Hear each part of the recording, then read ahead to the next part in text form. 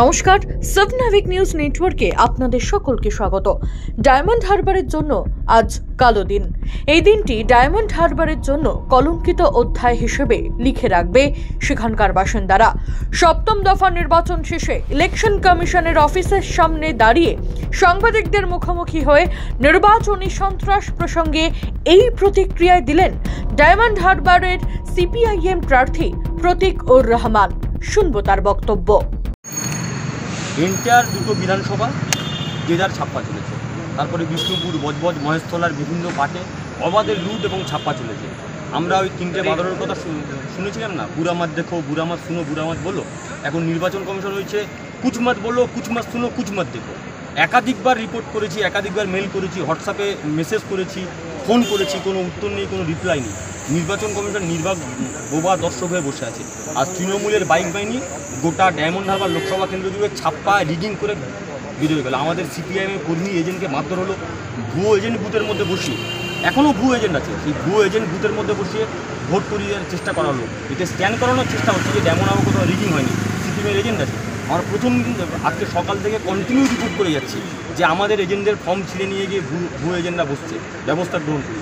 কোনো ব্যবস্থা নেই। একটা আপনাদের ছিলেন, আপনাদের সঙ্গে আপনাদের সাহায্য সহযোগিতায় গিয়ে ভুয়ো এজেন্টকে হাতে নাতে ধরেছেন, হাত ছেড়ে পালিয়ে গেছে, তার বিরুদ্ধে পুলিশ কোনো ব্যবস্থা গ্রহণ করেনি। বারবার অভিযোগ করে বলে যে নির্বাচন হচ্ছে না, প্রহসন হচ্ছে। নির্বাচন কমিশন আমাদেরকে ডেকে যতটা গর্জেছিলেন তার বিন্দুমাত্র যদি যেমন হয় বর্ষাতেন, আমরা খুব খুশি হতাম। এই দাবি নিয়ে আমরা নির্বাচন কমিশনের অফিসে আসতাম।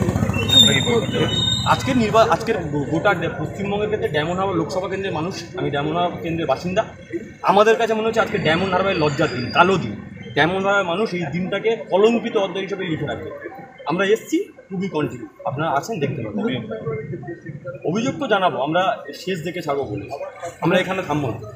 যদি মনে করে রাখেন যে আমরা এখানে থেমে যাব, আমরা নির্বাচন কমিশনের মতো যতটা গর্জন করি ততটা বর্ষণ করে হবে না। আমরা যতটা গর্জন করি তার 3 গুণ বর্ষণ করি।